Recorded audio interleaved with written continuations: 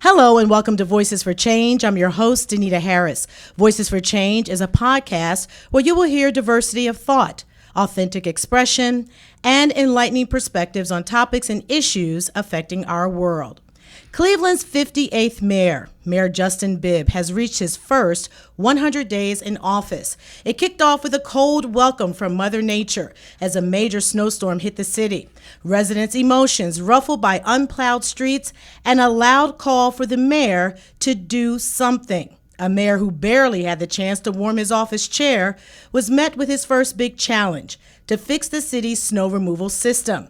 Bibb clearly heard and felt the frustration of residents and responded with, "Give me some time. I just got here."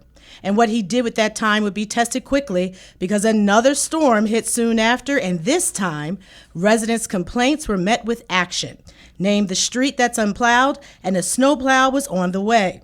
He also utilized technology by activating a brand new snowplow tracker to inform people of streets that had been cleared, and it was updated hourly.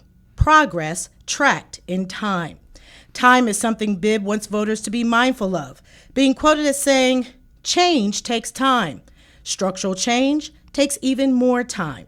So today on Voices for Change, Mayor Justin Bibb joins us to share what his time in office has been like so far, the highs, the lows, the challenges, and the unexpected. It's Mayor Bibb's first 100 days, and he's promised to keep it 100 with me today. Mayor Bibb, so glad to have you as my first in-person guest. It's a blessing, huh? Absolutely. I love this. I love it. So, first 100 days, how do you feel? Well, it certainly feels like more than 100 days in office when you think about all that we've experienced so far in our administration. You know, for me, my time in office really started on New Year's Eve when I got the call from our Director of Public Safety, Carrie Howard, that Officer Shane Bartek had been killed during a carjacking. And that moment, I felt the weight of the office, and I felt the desire to not only lead with empathy, but to always be centered in my number one responsibility of protecting residents, but also making sure that I deliver on the commitments I made throughout the campaign. And as you said in your opening comments, change is not going to come easy. It takes time. And the biggest thing that we've learned so far is if you make a mistake, talk about the mistake, talk about what you learned, but also talk about what you're going to do to get better every single day. And that's my oath to the residents of Cleveland.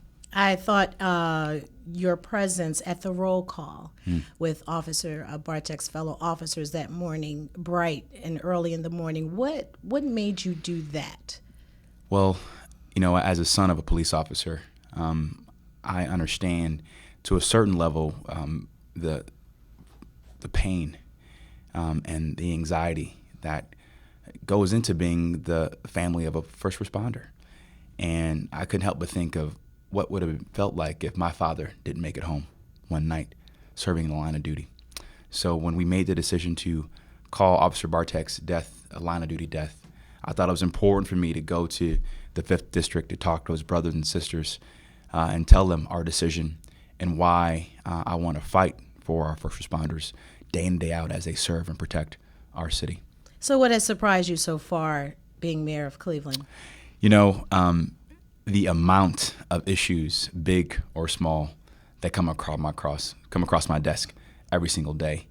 It certainly is hard to fathom when you're a candidate versus when you're being in the office. But I think the biggest thing that surprises me and continues to excite me is just the level of optimism that residents have in the city right now.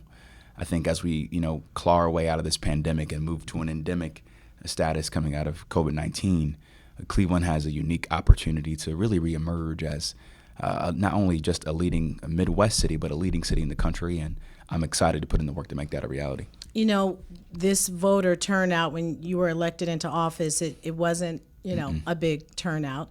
And some would say that that's because some people have lost faith in government and really hearing what voters are saying. But you have made it a priority to not only hear, but to act on what you're hearing. How do you think that's going so far?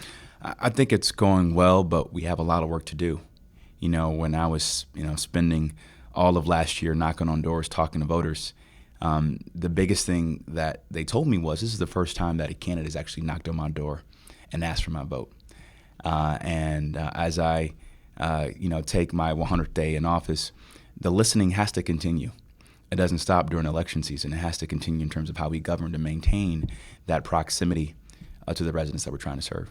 What has been your biggest challenge so far, you would say? Managing expectations. Details, please. You talked about the snowstorm.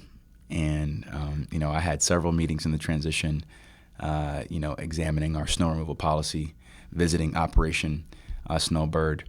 But the biggest thing we discovered during that first snowstorm, during MLK Day, was we were down 20 drivers and 20 trucks. And you don't know when a policy isn't working until you see it in real time. And, it's so important that, when we come up with public policies, that the policies that we create and the rhetoric and the messaging that we have really meets the improvement of the lived experiences of our residents. And that's my greatest test. Well, let's talk about some good things that are happening with the city. One thing was the NBA AllStar Game coming to the city, really putting Cleveland in the national spotlight, also highlighting your hoop skills. We'll get into that a little later, Mayor. But a little pushback you received. 87 businesses, applying to have their extended hours to sell liquor, and you only approved 7. That was hotels, and you heard some flack about that, Mayor. I did. We got a lot of pushback, but I don't regret the decision.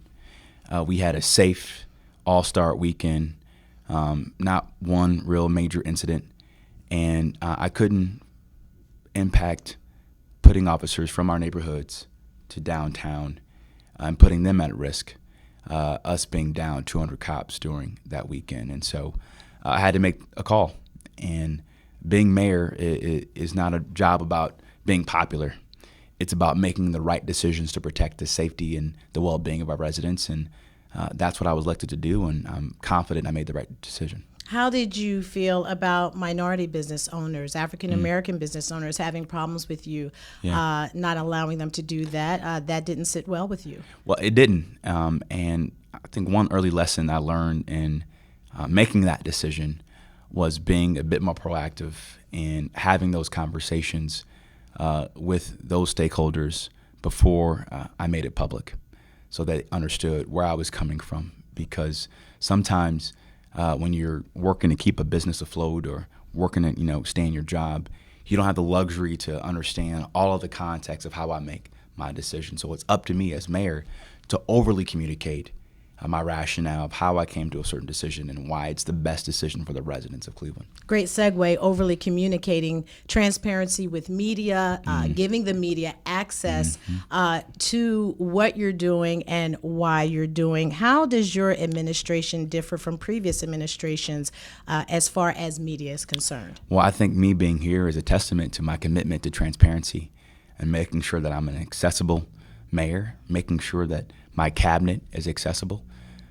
We have to open up the doors to City Hall, and that's the biggest way for us to rebuild that trust in our local democracy, and I'm committed to doing that as the mayor of the city. Let's talk now about issue 24, Mayor Bibb. We got to talk about issue 24. I want to know how things are going with you and the police and this community-based, commission you have set up, invested money into. It won, people say they want this. Large mandate. So how do you feel this is going to be received now that it's being activated? I think that the residents of Cleveland are optimistic about our prospects to truly have responsible, accountable policing in the city of Cleveland. As you know, City Council in March approved my budget that fully funds our police commission. We're in the process right now of attracting applicants to serve on our police commission. Judge Oliver, within days of my law director, Mark Griffin, and I testifying in front of the Department of Justice, approved our recommendations to the consent decree around issue 24, which is now called Charter Section 115, because it is the law of the city of Cleveland. It's codified in our charter. And everything that we do in policing must be community-based. Just several weeks ago, I spent my evening doing a ride-along in the 4th District. And I see many of our officers leading with empathy, leading with grace, really focused on protecting and serving our residents. And they just need better tools to do their job. And I'm optimistic that issue 24 will go a long way to meeting that moment and meeting that clarion call from our residents. And it's interesting because, there's a shortage right now with our police department and trying to attract people. What do you think the problem is? I know there's mandatory overtime to, fill those holes, but, that's going to wear out the officers that we have, and we need to bring some new ones in. What do you think is the block there? Well, I think as we are going through this budget process and really reimagining what policing should look like in a post-George Floyd era, it's important to have a fact-based conversation about the level of deployment we have in our police department and what does the right staffing model look like. When you look at the data, we actually right now in Cleveland have more police per resident than many of our large peer cities across the state and across the country. The issue is, and this is something I'm working on with my leadership in the police department, is are we deploying our officers in a more appropriate way to fight violent crime? Every week, I'm examining crime data, particularly our gun-related homicides that exist in the city. And a large share, roughly 90% of all of our gun-related homicides in the city are occurring in just several neighborhoods. And we must do a better job of deploying better data, better technology, and better solutions to really address these hot spots in crime. But largely, we can't continue to have a public safety only lens to solving this problem. And that's why our commitment to always put people in neighborhoods first will go a long way, I think, long term to cut down violent crime in our city. Let's move now to City Council. We've had some heated City Council meetings so far, and I hear you laugh and I'm laughing because I talk about it in the morning. How is your relationship with City Council, would you say? I think we have a very good, productive working relationship. They are a co-equal branch of government, and it's important that they get up to speed and identify their legislative agenda and priorities.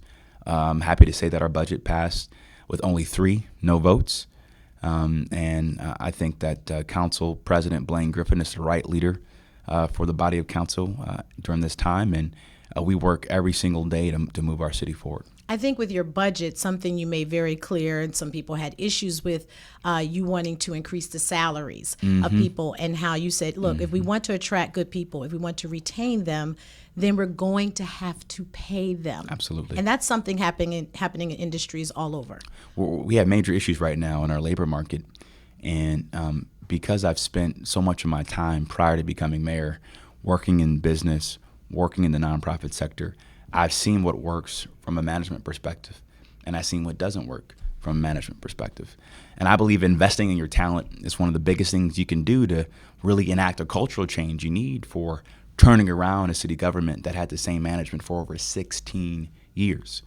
So I was able to attract leaders who worked at the highest aspects of banking and finance and government and higher education to serve in my administration, because we deserve, and the residents deserve to have world-class talent serving them. And I have to make sure I pay them appropriately to get that kind of talent working inside City Hall. And to maintain absolutely the talent here. Would you say this is like old school versus your new school now? How would you define what's happening here? When you are a mayor, you got to use new and old school approaches. There are not many new technology tools you need to fix a pothole. But there is a lot of technology we need to invest in and adopt to modernize City Hall to do a better job delivering for our residents. Let's move over now to Burke Lakefront Airport. Some leaders talking about, is that possibly going to close? What's the status right now? We are studying every option that exists to ensure we can have a world-class lakefront that not only rivals cities like Chicago and Baltimore, but beats them. And I think having a dynamic, vibrant lakefront will be a key lever to attract new population long term in our city. There is a magazine, and I was reading it today, and they're quoting you. I want to make sure I get it right. It's called The American Prospect. Yeah. Great article. Thank you. I mean, very in-depth, Mayor Bibb. But they're saying in this article that if you ask people about Bibb's governing philosophy, you'll get 12 different answers. Do you think people are trying to pinhole you into one thing? Yes. And I think that's the problem with American politics right now. Either you are an establishment Democrat or a progressive Democrat, or you're a moderate Republican or a right-wing Republican. And, one of my favorite quotes comes from the former mayor of Pittsburgh, Bill Peduto. He says that in American politics, there are three political parties: Democrats, Republicans, and mayors. So when I'm at the church or the barbershop or the grocery store, no one cares what party I am. They want the snow removed. They want their leaves picked up. They want their trash recycled. They want their streets safe and their schools to be of good quality. That's the only thing that matters, and I have to get stuff done at the end of the day. Yes, you do, because you have a lot of things. A lot to do. You have a lot to do. Did you ever, think that being mayor of one of the poorest big cities in America would be something in your future? As a kid growing up in the Southeast Side, seeing, my parents' commitment to public service, I always felt a calling on my heart to give back. I didn't know it would be mayor or Congress, but I believe at such a time as this, it's important that my generation steps up and take the mantle. And it's critical that coming out of COVID-19, coming out of the massive protests we saw after George Floyd's murder around racial equality, that we do a massive reset in America, because we can't go back to normal. There is no going back to normal. No. And I take that mantle of the challenges that we have as an opportunity to really make Cleveland one city in the country where the American dream is still alive and possible, and that's the task I have ahead of us. And speaking of the pandemic, Mayor, we need to do better with our vaccination rate. What is happening there, and how can we improve it? Well, we have been working very hard since we took the oath of office on January 3rd to rally the community around boosting our vaccination rates. We started our COVID-19 task force in my second week of office, and in just 3 months, we've boosted vaccination rates by nearly 49%. It was 45% when we started. We're working with organizations like the Guardians of Cleveland out of the Cleveland Foundation, the NBA and the Cleveland Cavaliers, and all of our hospitals to make sure we can restore that trust and talk about the importance of getting vaccinated, because vaccinations are the best thing we can do to protect our city, particularly communities of color, from the onslaught of COVID-19. Another area where you've been very vocal is about businesses, small businesses, minority-owned business, specifically women. Women. I want to hear your passion for that and seeing those businesses get an opportunity to be a success. Well, I know from firsthand experience, from my mom's example and my grandmother's example, that women are the backbone of our neighborhoods and our families. Mayor, I'm going to ask you to say that one more time. Can you say it for the people in the back? That women what? They're the backbone of our neighborhoods and our families. Yeah. And I believe that a city that works for women is a city that can work for everybody. And as we were ranked several years ago as the worst city in this country for black women, it is incumbent upon me as the mayor of the city to dismantle any structural barrier or system that undermines the ability of our women to succeed and live up to their potential. And so we're working very hard to ensure that City Hall invest in women-owned businesses, that we invest in public health, address the infant mortality crisis plaguing many of our black women in our city, but also make Cleveland an attractive city for black women to come and create a business and start a family and live out their dreams. And the best cities in the country have figured it out. We need to lead the way and learn a lot from them. Have you been communicating with other mayors and learning from them? We have kind of a special club of us now. I've gotten to know the mayor, speaking of great women mayors, the mayor of Boston, Michelle Wu, and the mayor of St. Louis, Tashara Jones, the mayor of Louisville, Greg Fisher, Mayor Eric Adams out of New York, and others have been really good comrades and really figuring out how to do the job because we share a lot of the same issues on a daily basis. I recently did a podcast on millennial women in the workplace, and one of the criticisms of millennials in general, we know you're a millennial mayor, is that millennials, they're anxious and they want what they want when they want it. I'm not taking 10 years to get there. I want to get there. Do you think your age is working for you? Does it work against you in some areas? And what is your philosophy in that millennial mindset? Because the feedback I got was, no, we just want to get to the solution. You know, it's not that we don't want to pay dues. We just think quicker. And you've been kind of conditioned to be that way. You know, our generation has seen so much, you know, from 9/11 to the wars in the Middle East and Iraq and Afghanistan, to the Great Recession in 2008, to the pandemic, to the murder of George Floyd, to now we're seeing this tragedy in Europe between Russia and Ukraine. And our generation feels as if we can't afford to be mired by the failed ways of the past and the status quo. And many of my cohort truly are guided by a sense of urgency. You know, we can create a business like that and make millions of dollars, or create a new startup that can help solve a major disease. And so we have all the tools, all the technology. We just need the political will in cities like Cleveland and across the country to get stuff done. Any great city, I believe, especially in minority communities, we know that the Black church was the foundation that we went to, not just for faith, but also for social services. Where do you see Cleveland in that area? When you ran, you had great support from a lot of pastors in this city. What is missing in that? Because some people feel there's a disconnect between church and community. You know, when I was growing up, you had no choice but to go to church. You know, you were singing in the church choir on the weekends, vacation Bible school in the summer. You were always in the church. And I think that we've lost the importance of the connectivity to not just our faith-based institutions, but just community in general. And I'm hopeful that after this pandemic, we can kind of get back to those norms of, you know, being more connected to our neighbors, being more neighborly. One thing we're trying to do inside City Hall is really revamp our Office of Community Relations to focus on community affairs and public engagement, where our faith-based community, our LGBTQ community, our veteran affairs community can truly be leveraged as an extension of City Hall to maintain that proximity and connectivity to our residents. What would you say to parents who are concerned about safety, violence, young people? I'm talking about it every day. Gun violence here in Cleveland. What would you say that your administration is doing to help parents?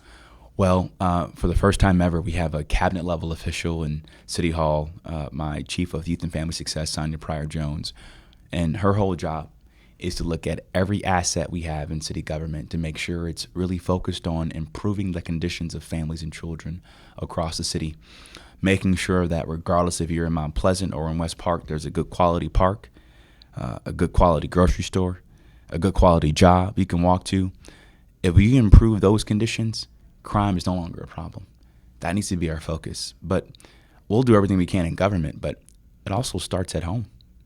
You know, we have to make sure that people have the tools they need to be good parents and give them the empowerment they need to achieve their potential as well, too.